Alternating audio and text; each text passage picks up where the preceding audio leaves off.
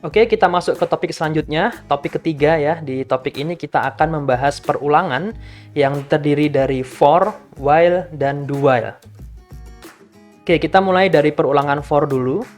Bentuknya seperti itu ya, ada for, lalu dalam kurung itu adalah nanti syarat-syarat untuk perulangannya, lalu diikuti dengan kurung kurawal buka, lalu pernyataan-pernyataannya di dalam kurung kurawal tersebut ya. Jadi ada kurung kurawal buka dan ada kurung kurawal tutup. Nah, yang pertama adalah item ya. Item itu adalah variabel acuannya. Kalau di Java ya, teman-teman yang familiar Java itu biasanya kita menggunakan integer i sama dengan 0. Nah, seperti itu. Nah, jadi di sini item itu adalah i-nya itu ya, variabel i-nya. Lalu rentang. Rentang itu berisi nilai awal, nilai akhir, dan intervalnya. Contohnya adalah a titik-titik b. Berarti rentangnya adalah dari a sampai dengan b. B itu lebih besar dari A ya. Jadi kalau rentang itu dari kecil ke besar. Atau kalau misalnya kita rentangnya dari kecil ke dari besar ke kecil gitu ya. Jadi menurun gitu ya. Kita bisa menggunakan B down to A ya. B down to A. Jadi rentangnya dari B sampai A di mana A itu lebih kecil dari B. Jadi menurun seperti itu. Nanti nilai I-nya atau nilai itemnya nanti akan mengikuti rentang tersebut. Nah, kita juga bisa nggak harus urut gitu ya. Misalnya rentang A sampai rentang B, tapi kita misalnya rentang A sampai rentang B itu misalnya A-nya 1 gitu ya. Terus habis itu B-nya 10. Nah, kita bisa nggak 1, 2, 3, 4, 5, nggak urut seperti itu, tapi kita juga bisa ada step. Istilahnya di sini step ya. Jadi stepnya 2. Kalau 2 itu berarti dari A-nya 1 kan. 1 nanti dia akan lompat 2 ke 3. Dari 3 dia lompat 2 ke 5, habis itu ke 7 dan seterusnya. Jadi step 2 itu ya, maksudnya adalah berarti intervalnya adalah 2 gitu ya. Setiap 2 kita naiknya kelipatan 2 seperti itu. Lalu yang terakhir adalah pernyataan ya. Kalau pernyataan itu tentu saja apa yang akan dieksekusi ketika kondisi perulangan itu berjalan. Oke, kita langsung lihat saja contohnya ya. Oke, sudah ada 3 perulangan di sini ya. Dan di sini saya memiliki satu variabel n ya. Nilainya adalah 5. Nah, kita akan lihat satu persatu saja perulangannya ya. Kita akan lihat yang paling atas dulu. Itu yang standar ya. Jadi for A in 0 titik-titik n.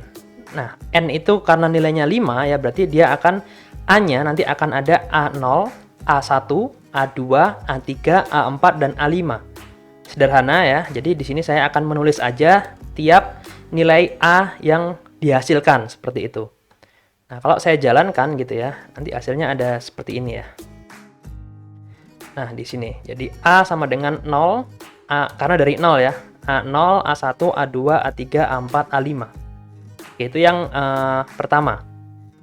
Oke, sekarang saya tutup di sini ya, saya tutup. Lalu di sini saya buka. Ini saya tutup. Di sini saya tutup. Oke, nah sekarang kita fokus ke yang perulangan yang kedua ini. For yang kedua. Nah, jadi di sini saya punya variabelnya atau itemnya adalah B ya. In 3 sampai 9 tapi stepnya 2. Nah, berarti nanti dia akan yang pertama adalah 3, terus habis itu 5, terus habis itu 7, habis itu 9. Seperti itu ya. Oke, kita coba saja hasilnya seperti apa. Nah, jadi nilai B yang pertama adalah 3, 5, 7, 9 karena stepnya 2. Oke, sekarang kita sudah nyoba step ya. Jadi ini bisa diganti dengan variabel, ini bisa diganti dengan variabel, ini juga bisa diganti dengan variabel. Jadi stepnya juga bisa diganti dengan variabel. Oke, nah sekarang kita buka yang for yang ketiga ya. Nah, di for yang ketiga ini ada C ya, variabelnya, itemnya adalah C in 12 down to 3. Jadi berarti di sini menurun ya, dari 12 ke 3, stepnya 2. Nah, sekarang kita lihat hasilnya ya. Saya jalankan. Nah, hasilnya dia akan mulai dari 12 dulu karena pertama adalah 12 ya, 12. Lalu dia akan menurun tapi dengan step 2. Jadi 12, 10, 8, 6, 4, lalu 3 nggak akan muncul ya, dan 2 nggak akan muncul karena batasnya cuma sampai 3. Oke, gambarannya seperti itu ya untuk yang for. Nah, jadi di sini agak sedikit berbeda ya perulangan for-nya dengan yang ada di Java. Oke, selanjutnya adalah perulangan while ya. Jadi bentuknya seperti itu ya. Kalau ini mirip seperti bentuk yang ada di Java. Jadi while, lalu ada kondisinya, kondisi yang menyebabkan dia harus melakukan perulangan gitu ya. Lalu ada kurung kurawal buka untuk pernyataan-pernyataannya yang kemudian diakhiri oleh kurung kurawal tutup ya. Nah, kondisi ini harus bernilai boolean ya. Lalu yang perlu diperhatikan, jadi perubahan kondisi. Jadi kondisi ini harus ada perubahan kondisi ya. Jadi diperlukan untuk memastikan perulangan itu dapat berhenti pada suatu kondisi gitu ya. Lalu ketika itu sudah, jadi nanti perubahan kondisi ini ya, biasanya di while itu masuk ke dalam pernyataannya. Jadi di pernyataan, di bagian pernyataannya itu harus ada pernyataan yang menyatakan perubahan kondisi. Seperti itu. Nah, jadi harus memastikan bahwa kondisi ini suatu saat ya bernilai false. Jadi agar perulangannya ini bisa berhenti. Jadi tidak menyebabkan programnya error. Oke, kita langsung saja lihat contoh programnya. Oke, ini adalah contoh perulangan while ya. Nah, di sini ada dua contoh.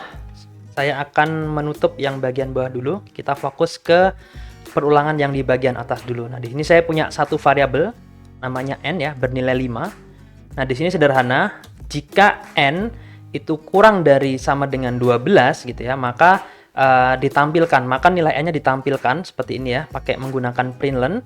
Lalu nilai n itu akan saya tambah 2 untuk tiap iterasi, untuk tiap putaran gitu ya. Untuk tiap putaran nilai n-nya akan saya tambahkan 2. Nah, jadi kalau dijalankan gitu ya, hasilnya adalah dari yang pertama dulu 5 ya.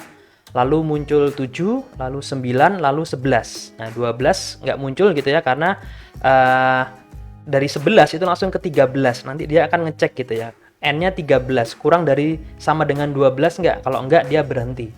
Nah, jadi perulangannya berhenti. Nah, ini adalah pernyataan atau kondisi berhentinya yang perlu kita sesuaikan. Jadi harus memastikan bahwa perulangannya bisa berhenti. Ini yang pertama ya. Sekarang saya akan tutup di sini. Nah, saya buka yang bentuk while yang kedua. Nah, seperti ini ya. Jadi di sini saya menggunakan, masih ingat ya kemarin bintang ya. Bintang itu adalah string, karena di sini saya kasih nilai kosong. Bintang itu adalah string. Nah, di mana string itu adalah semua variabel di Kotlin itu adalah objek ya. Jadi bintang ini dia punya fungsi namanya length ya. Jadi bintang.length itu adalah fungsi yang digunakan untuk mengetahui banyaknya karakter di dalam suatu string. Nah, jadi di sini saya akan menggunakan ini ya untuk memastikan kondisi ini bernilai false. Jadi tentu saja kalau pertama kosong gitu ya kan, berarti bintang.length itu akan menghasilkan nilai 0. Nah, jadi kita bisa lihat ya, 0 kurang dari sama dengan 5 nggak? Ya, kurang. Habis itu dia akan tambah 1 gitu ya, karena di sini ada bintang plus sama dengan bintang. Oke, bintang plus sama dengan bintang. Nanti dia akan menambahkan satu karakter di variabel bintang. Nah, ketika nanti nilai karakternya itu kurang dari sama dengan 5, itu maka dia akan melakukan iterasi atau melakukan putaran gitu ya. Tapi ketika sudah lebih dari 5 gitu ya, misalnya 6 gitu, dia nggak akan melakukan putaran lagi. Nah, kita lihat aja ini hasilnya seperti apa. Nah, hasilnya seperti ini ya. Pertama adalah kosong. Di sini sebenarnya ada kosong gitu ya. Bintang nggak ada apa-apanya gitu. Bintang kosong. Lalu dari 1 bintang, 2 bintang, ya, 3 bintang, 4 bintang, dan berhenti di 5 bintang.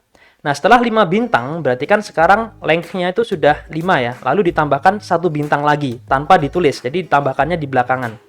Jadi sekarang bintangnya 6. Lalu dia tanya, sekarang bintang length-nya itu 6. 6 itu kurang dari sama dengan 5 nggak? Nggak, berarti dia nggak masuk ke ini. Jadi dia nggak akan ditulis. Jadi dia akan berhenti di bintang ke-5 gitu ya. Dia akan berhenti di bintang ke-5. Oke, kurang lebih seperti itu gambarannya ya. Oke, selanjutnya adalah perulangan do while. Nah, jadi perbedaannya ya dari perulangan while adalah perulangan do while ini pernyataannya akan dieksekusi minimal sekali atau setidaknya sekali ya. Bentuknya adalah seperti ini. Jadi do ya, pernyataannya apa, perubahan kondisinya apa, lalu while. Jadi dia akan dieksekusi dulu, baru kita akan mengecek kondisinya seperti itu. Sama juga ya, kondisinya harus boolean. Lalu perubahan kondisi itu diperlukan untuk memastikan perulangan ini dapat berhenti pada suatu kondisi, jadi tidak menyebabkan error kayak gitu. Oke, kita langsung akan lihat contohnya saja ya. Oke, ini adalah contoh dari perulangan do while. Nah, sekarang saya punya seperti ini, saya punya satu variabel bernama hitung mundur ya, nilainya adalah 5. Lalu dia akan melakukan penulisan atau println ya, variabel hitungan mundur ini. Lalu hitungan mundur setiap perulangan, ini ya, ini kondisi, ini adalah untuk memastikan bahwa dia akan berhenti gitu ya, jadi saya akan mengurangi hitungan mundur ini dengan nilai 1 gitu ya. Lalu dia akan ngecek while-nya di bawah. Jadi do dulu baru while. Hitungan mundur kalau misalnya dia lebih dari 0, maka dia akan terus melakukan perulangan ini gitu ya. Dia akan terus melakukan iterasi. Langsung saja kita coba. Nah, dia akan menghasilkan seperti ini ya, 5 4 3 2 1. Tapi kalau misalnya katakanlah ini saya ganti minus gitu ya. Minus 5 sudah tentu tidak masuk dengan ini ya, karena hitungan mundur harus lebih besar dari 0. Minus 5 itu di bawah 0 seperti itu. Nah, tapi dengan do while gitu ya, dia akan tetap tereksekusi minimal sekali. Nah, jadi dia akan tetap tereksekusi. Jadi dia akan mengeksekusi dulu, baru dia akan menanyakan ke bagian pengecekan ini ya. Jadi cara kerjanya adalah seperti itu kurang lebih. Oke, masih di bagian perulangan ya, kita perlu juga untuk mengenal apa yang disebut dengan pernyataan break ya. Jadi pernyataan break adalah pernyataan yang digunakan untuk menghentikan eksekusi pada sebuah blok kode. Nah, eksekusi terhadap keseluruhan kode program di luar blok kode tersebut akan tetap berjalan ketika kita menggunakan pernyataan break ini. Nah, contohnya di sini ada satu perulangan gitu ya. Ada while true ya. Println 1, lalu ada break di situ ya, ada break di situ, lalu println 2. Lalu di bawahnya, di luar perulangan itu ya, itu ada println 3. Ya, ada println 3. Nah, ketika kita menggunakan break di situ gitu ya, maka yang akan dieksekusi dapat dilihat pada yang bertanda centang hijau itu. Jadi yang println 2 itu tidak akan dieksekusi. Jadi jalannya akan seperti ini ya. Jadi println 1, lalu break, lalu dia akan keluar dari perulangan. Jadi apapun yang terjadi ketika ada break, dia akan keluar perulangan, tapi dia akan masih mengeksekusi apapun yang ada di luar blok kode ya. Blok kode itu kan dituliskan dengan kurung kurawal buka dan kurung kurawal tutup itu. Jadi dia akan tetap mengeksekusi yang println 3. Jadi di sini ya outputnya adalah 1 dan 3 gitu ya outputnya, karena println 1, 2, 3, yang println 2 itu tidak dieksekusi karena sebelumnya ada pernyataan break. Ya, jadi contohnya adalah seperti ini. Di sini saya punya variabel bernama total bernilai 1 ya. Lalu di sini ada perulangan for, di mana dia rentangnya adalah 0 sampai 100 ya. Lalu di setiap perulangan ini itu ada total, itu akan di plus sama dengan total dikali i. Jadi i-nya berapa ya? Kalau yang pertama i-nya 0, berarti total ini kan 1 ya. Berarti ini plus sama dengan 1 dikali 0, berarti hasilnya adalah 0 ditambahkan ke sini, berarti nanti akan hasilnya 1. Kalau misalnya ketika i-nya 5 gitu ya, berarti di sini totalnya adalah nilai saat ini berapa gitu ya, lalu dikalikan 5, akan ditambahkan di sini ya, ditambahkan di variabel total. Jadi nanti total ini akan bertambah gitu, variabel total akan terus bertambah. Lalu kita bisa melihat ya pertambahannya dengan ini ya. Jadi print total. Jadi setiap pertambahan akan saya tampilkan gitu ya. Terus habis itu ada di sini nih, if total lebih besar dari 1000 itu break. Nah, jadi breaknya ini ketika kita nanti totalnya itu lebih besar dari 1000 gitu ya. Jadi jadi nanti ini nggak akan diselesaikan sampai 100 nih ya. Kita lihat aja nanti. Nah, setelah itu baru di luar ini ya, break ya. Setelah break ini di luar ini ya, di luar apa namanya blok kode ini gitu ya, tetap akan mengeksekusi ini. Jadi angka ribuan pertama adalah berapa? Jadi di sini tujuan kita adalah mencari angka ribuan pertama. Oke, saya jalankan saja. Nah, di sini muncul ya, kalau saya liatin yang pertama adalah 1 karena tadi ya masih 0 ditambah 1 ya 1 gitu ya. Terus lalu 2, lalu 6, lalu 24, lalu 120, 100. Ini satu iterasi ya teman-teman ya. Berarti kalau 0 sampai 100 nanti akan ada 100 ini. Tapi di sini kita stop ketika angkanya itu sudah masuk ke nilai ribuan. Nah, jadi setelah 120 adalah 720, setelah 720 adalah 5040. Nah, dia langsung akan berhenti gitu karena 5040 itu lebih besar dari 1000. Nah, jadi breaknya langsung akan bekerja menghentikan perulangan ini, lalu dia langsung akan berpindah ke yang ada di luar blok kode ini ya. Jadi println angka ribuan pertama. Jadi nanti di sini muncul angka ribuan pertamanya adalah 5040. Nah, ini adalah salah satu contoh penggunaan atau contoh ini ya, implementasi break. Jadi dia bisa menghentikan perulangan ya, kemudian dia tetap melanjutkan kerja dari programnya. Nah, kurang lebih seperti itu, teman-teman. Selain pernyataan break ya, terdapat juga pernyataan continue. Nah, jadi kalau pernyataan continue itu adalah pernyataan yang digunakan untuk melewatkan atau men-skip ya. Jadi skip eksekusi pada sebuah iterasi. Berarti ini terkait dengan perulangan nih, karena iterasi ya. Eksekusi terhadap iterasi selanjutnya dari suatu perulangan akan tetap berjalan. Jadi continue itu hanya akan men-skip ya, atau melewati eksekusi dari satu iterasi. Nah, jadi misalnya di sini ya, di sini ada perulangan I in 0.2 ya, berarti dia akan I-nya bernilai 0, 1, 2. Lalu di situ ada println I ya, lalu ada continue, lalu println I plus 2. Nah, di situ continue ini akan melewatkan bagian yang println I plus 2. Jadi yang akan dieksekusi itu adalah yang bertanda centang hijau itu. Jadi yang X merah itu ya, yang silang merah itu tidak akan dieksekusi. Jadi jalan kerjanya dia dari continue, dia langsung akan balik lagi ke iterasi selanjutnya. Nah, jadi di sini menghasilkan output 0, 1, 2. Oke, implementasinya kita bisa lihat di contoh berikut. Oke, contohnya di sini ya, saya punya satu perulangan ya. Saya punya satu perulangan for, di mana for itu akan melakukan iterasi ya, atau melakukan putaran sebanyak 21 kali. Jadi dari I-nya bernilai 0 sampai I-nya bernilai 20 ya. Nah, di setiap iterasi ini ya, dia akan menuliskan variabel I-nya. Nah, idenya saya seperti itu ya. Jadi menuliskan variabel I-nya. Nah, tapi ketika dia menemukan variabel I dengan nilai 13, maka dia akan menggunakan pernyataan continue.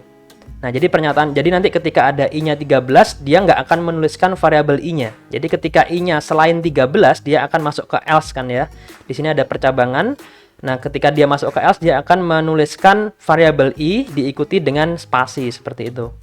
Nah, jadi ketika I13, dia akan melakukan pernyataan continue, di mana nanti iterasi langsung akan skip ke iterasi berikutnya. Nah, ini kalau kita jalankan, hasilnya seperti ini. Nah, jadi dari 0, 1 dia terus menulis sampai nanti dia di 13. 13 dia hilang, langsung skip ke 14. Nah, bisa dilihat ya, di sini tidak ada angka 13. Nah, jadi iterasi ke-13 ketika I-nya bernilai 13 akan di-skip ke iterasi berikutnya. Jadi dia tetap akan melakukan iterasi selanjutnya gitu ya, tapi yang iterasi dengan I13 dia akan skip gitu ya. Nah, di sini habis 12 langsung ke 14. Nah, kurang lebih seperti ini gambarannya ya. Oke, sekarang kita masuk ke topik berikutnya, yaitu topik keempat, yaitu fungsi ya. Nah, fungsi adalah kumpulan kode yang memiliki suatu tugas spesifik atau tugas khusus. Untuk dapat melakukan tugas tertentu, suatu fungsi dibekali kemampuan untuk menerima data awal atau yang biasanya disebut sebagai argumen. Nah, fungsi dibuat untuk tujuan penggunaan suatu kumpulan kode secara berulang, sehingga dapat menghemat waktu pengembangan program. Jadi terdapat dua jenis fungsi pada pemrograman Kotlin, yaitu fungsi yang tidak mengembalikan suatu nilai dan fungsi yang dapat mengembalikan suatu nilai. Nah, kalau di Java gitu ya, kita mengenal fungsi ini dengan istilah metode ya. Ada void method ya, void method itu adalah metode yang tidak mengembalikan nilai. Lalu ada non void method yang nanti akan mengembalikan nilai sesuai dengan yang dituliskan di metode tersebut. Nah, gambarnya seperti itu. Nah, karena tujuannya adalah untuk menggunakan kode secara berulang gitu ya, jadi dipastikan bahwa fungsi ini akan digunakan secara berulang gitu. Kalau misalnya tidak digunakan secara berulang ya nanti akan mubazir gitu ya hasilnya. Nah, kita masuk ke yang pertama, fungsi tanpa nilai balik ya. Kalau di Java ini disebut dengan void method tadi ya. Nah, deklarasi fungsinya sama dengan fungsi main yang kita deklarasikan ya. Bedanya di sini nama fungsinya bukan main gitu ya. Bukan fungsi utama gitu ya. Kalau fungsi utama kan main function namanya. Nah, jadi kalau di sini fun tetap ya, itu mengindikasi functionnya ya, fun. Terus habis itu nama fungsi. Nah, nama fungsi ini ditulis dengan kaidah penamaan variabel. Lalu di situ ada argumen. argumen ini bisa kosong. Jadi bisa aja nggak pakai argumen gitu ya, atau bisa menggunakan argumen. Makanya di situ ditulis argumen ini bersifat opsional, bisa ada atau bisa kosong. Nah, ini adalah untuk mendeklarasikan fungsi. Lalu bagaimana caranya untuk memanggil fungsi? Jadi kalau memanggil fungsi sama ya seperti di Java gitu ya. Jadi pemanggilan fungsi itu dilakukan dengan menuliskan nama fungsinya, lalu argumennya apa gitu ya. Kalau misalnya argumennya kosong ya berarti tinggal ditulis kurung buka dan kurung tutup. Oke, nah contoh untuk pembuatan fungsi tanpa nilai balik adalah seperti ini. Nah, di sini saya sudah punya 3 fungsi. Yang pertama adalah fungsi main, ini adalah fungsi default ya dari Kotlin-nya. Lalu di sini saya buat 2 fungsi yang saya buat sendiri ya, ini 2 fungsi buatan. Di sini fungsinya adalah fungsi tanpa nilai balik. Yang pertama adalah fun function ya, function nama fungsinya adalah yel2 ya, jadi saya tulis yel2. Nah, di sini fungsinya menampilkan teks ayo Manchester United ya. Lalu yang kedua adalah fungsi semangat gitu ya. Namanya fungsinya adalah semangat. Di sini saya pakai argumen nih. Bedanya kalau tadi yang pertama nggak pakai argumen, yang kedua saya pakai argumen. Argumennya nama variabel argumennya adalah subjek ya, subjek. Di sini tipenya adalah string ya. Lalu isi dari fungsinya itu adalah saya menampilkan teks semangat lalu subjeknya siapa gitu ya. Variabel subjeknya siapa gitu ya, semangat. Nah, cara penggunaannya itu seperti yang ada di main ini ya, di fungsi utama ini. Yang pertama saya tulis yel2 gitu ya. Itu saya akan memanggil fungsi yel2 ya, nggak pakai parameter. Jadi langsung dia akan menampilkan teks ayo Manchester United ya. Lalu yang kedua dan yang ketiga gitu ya, di baris selanjutnya ini ya. Ini saya memanggil fungsi semangat di mana subjeknya ya, variabel subjeknya saya isikan Ronaldo. Nah, yang kedua saya tuliskan sama ya, fungsi semangat, tapi argumennya gitu ya, argumennya saya tulis dengan variabel di argumennya, variabel subjeknya saya isi dengan Pogba. Nah, kalau saya jalankan nanti hasilnya seperti ini. Nah, jadi yang pertama langsung manggil yel2, di mana yel2 itu adalah fungsinya untuk menampilkan teks ayo Manchester United. Nah, di sini muncul nih ayo Manchester United. Nah, terus di sini ada fungsi semangat, yang pertama Ronaldo. Nah, jadi tulisannya semangat Ronaldo. Lalu yang kedua fungsi semangat ya, argumennya adalah Pogba. Jadi muncul semangat Pogba. Nah, gambarannya seperti ini untuk contoh yang fungsi tanpa nilai balik. Oke, selanjutnya adalah fungsi dengan nilai balik. Nah, jadi kalau fungsi dengan nilai balik itu deklarasinya adalah seperti di slide itu ya. Jadi fun nama fungsi, terus argumennya, terus ditambahkan titik 2 tipe nilai baliknya. Jadi nanti akan mengembalikan nilai apa. Lalu di dalam pernyataannya gitu ya, di akhir pernyataan atau tidak harus di akhir sebenarnya, tapi yang penting di bagian pernyataannya itu harus ada return yang mengembalikan nilai balik sesuai dengan tipe data fungsinya. Jadi tipenya apa gitu ya, nilai baliknya harus sesuai dengan tipe yang akan nanti dikembalikan seperti itu. Jadi tipe ini dapat berupa tipe variabel atau kelas ya. Kalau di yang kelas nanti akan kita pelajari di pertemuan selanjutnya. Nilai balik adalah nilai yang nanti dihasilkan oleh fungsi ini. Nah, pemanggilan fungsi dengan nilai balik itu harus diolah. Jadi entah itu disimpan dalam suatu variabel atau digunakan sebagai argumen. Misalnya argumen di suatu fungsi, misalnya fungsi println gitu ya. Nanti di argumennya kita bisa menggunakan fungsi dengan nilai balik. Seperti itu. Nah, untuk lebih detailnya kita akan, ini untuk pemanggilan fungsinya ya, pemanggilan fungsinya sama ya, seperti dengan nilai balik yang fungsi yang tanpa nilai balik ya, hanya saja tadi ini pemanggilan fungsinya harus diolah seperti itu. Oke, lebih detailnya kita akan lihat contohnya saja.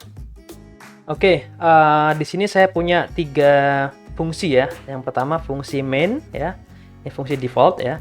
Lalu di sini fungsi yang saya buat adalah fungsi tambah dan fungsi kali. Nah, di mana fungsi tambah ya, kita fokus ke fungsi yang tambah dulu. Fungsi tambah ini dia punya 2 argumen. Yang pertama adalah variabel A ya, lalu yang kedua adalah variabel B. Nah, variabel A bertipe integer, variabel B bertipe integer. Fungsi ini saya gunakan untuk melakukan penjumlahan dari 2 argumen yang dimasukkan, yaitu variabel A dan variabel B.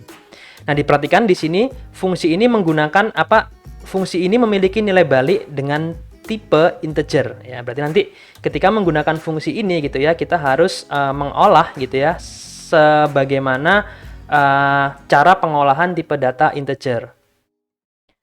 Nah, di sini saya punya variabel hasil. Di sini saya bikin variabel hasil, di mana variabel hasil itu adalah hasil dari penjumlahan dua argumen tadi, A dan B. Lalu di sini saya mengembalikan atau mereturn ya nilai balik, yaitu variabel hasil, di mana variabel hasil tadi itu adalah penjumlahan argumen A dan argumen B. Nah, jadi ketika kita memanggil fungsi tambah ini, nanti dia akan mengembalikan nilai penjumlahan hasil, ya. Nah, sama halnya sama yang di fungsi kali. Nah, di sini saya punya fungsi namanya fungsi kali. Dia punya dua argumen juga ya, yaitu variabel A dan variabel B, tipenya integer. Sama-sama ya, fungsi ini mengembalikan nilai integer juga gitu ya, mengembalikan nilai integer juga. Nah, apa yang dikembalikan? Yang dikembalikan adalah perkalian antara argumen yang tadi ya, argumen A dan argumen B. Seperti ini. Nah, bedanya kalau di sini saya simpan dulu di variabel hasil. Nah, kalau yang di sini saya langsung dioperasikan gitu ya, langsung dioperasikan, langsung di sini berbentuk ekspresi. Nah, ini juga bisa dilakukan. Nanti hasilnya adalah hasil dari ekspresi ini, yaitu A dikali B. Nah, bagaimana cara penggunaannya? Nah, cara penggunaannya seperti ini. Yang pertama, saya harus mengolah dulu gitu ya. Contohnya di sini variabel hasil. Saya bikin satu variabel bernama hasil, di mana nilainya itu adalah nilai dari fungsi tambah 5,2 gitu ya. Ini boleh pakai spasi, boleh enggak gitu ya. Jadi tambah 5,2. Berarti di sini adalah dia kan fungsi tambah ini mengembalikan nilai ya, mengembalikan nilai integer dari dua argumen yang dimasukkan. Berarti nanti di sini harusnya hasilnya adalah 7. Berarti variabel hasil ini nilainya adalah 7. Jadi nanti ketika saya tampilkan di sini ada println hasil gitu ya, harusnya munculnya 7. Lalu yang kedua gitu ya, adalah bisa juga saya langsung masukkan sebagai sebuah argumen dalam suatu fungsi. Println ini kan fungsi ya. Println ini fungsi, lalu ada dalam kurung. Nah, di sini adalah argumennya. Di sini nanti adalah apa yang akan dimunculkan gitu. Nah, di sini bisa jadi saya tuliskan kali 5,2. Nah, jadi di sini saya memanggil fungsi kali 5 dengan argumennya 5 ya, variabel A-nya 5, variabel B-nya 2. Nanti dari fungsi kali ini 5 dan 2 ini akan dikalikan. Hasilnya adalah 10. Nah, sekarang kita lihat hasilnya ya. Saya jalankan. Nah, di bawah di sini langsung muncul hasilnya. Yang pertama benar ya, 5 ditambah 2 adalah 7. Lalu yang kedua 5 dikali 2 adalah 10. Nah, ini adalah fungsi ya. Ini adalah contoh fungsi dengan nilai balik. Jadi yang perlu diperhatikan adalah bagian sini ya. Di sini ada titik 2. Tipe datanya, tipe fungsinya gitu ya, tipe data dari fungsinya, lalu di sini harus ada return. Kalau return ini kita hilangkan gitu ya, ketika kita jalankan tentu saja akan menyebabkan error gitu, karena dia a return expression required in a function with a block body ya, with a block body. Jadi di sini harus ada return ya. Nah, gambarannya seperti itu karena dia masuknya adalah tipe data dengan nilai balik. Oke, ini saya buka lagi, saya jalankan. Nah, errornya hilang. Oke, seperti itu ya gambarannya ya. Oke, selanjutnya adalah fungsi overloading ya. Jadi, overloading itu adalah istilah yang biasanya dikaitkan dengan pembuatan suatu fungsi. Fungsi overloading atau overloading function adalah fungsi yang memiliki kesamaan nama, namun dibuat dengan parameter yang berbeda. Atau parameter ini adalah argumen yang berbeda gitu ya. Nah, contoh kasusnya, bayangkan ketika Anda memiliki 3 fungsi untuk penjumlahan, di mana fungsi pertama memiliki 2 parameter. Jadi, saya punya 3 fungsi penjumlahan ya. Yang pertama itu 2 parameter. Jadi, menjumlahkan 2 bilangan. Lalu yang kedua itu memiliki 3 parameter, misalnya menjumlahkan 3 bilangan. Dan fungsi yang ketiga memiliki 4 parameter, misalnya menjumlahkan 4 bilangan seperti itu. Apakah Anda harus memberikan nama yang berbeda untuk tiap fungsi tersebut, misalnya penjumlahan 1, penjumlahan 2, penjumlahan 3. Nah, tentu saja itu akan tidak efektif ya, tidak akan efektif. Karena tidak akan efisien karena kita harus mengingat gitu ya. Oh, kalau misalnya penjumlahan 1 itu 2 parameter, penjumlahan 2 3 parameter, dan penjumlahan 3 itu adalah 4 parameter. Nah, kita harus mengingat banyak nama fungsi gitu ya. Nah, di sini overloading hadir untuk membuat efisiensi gitu ya.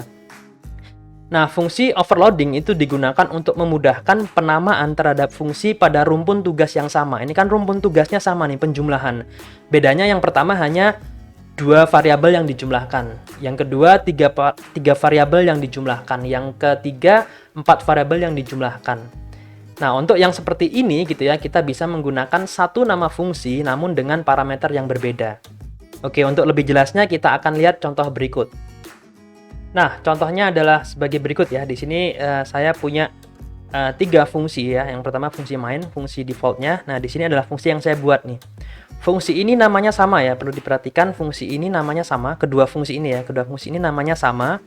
Nah, namun yang pertama itu hanya terdiri dari satu argumen. Jadi satu argumen ya, yaitu nama.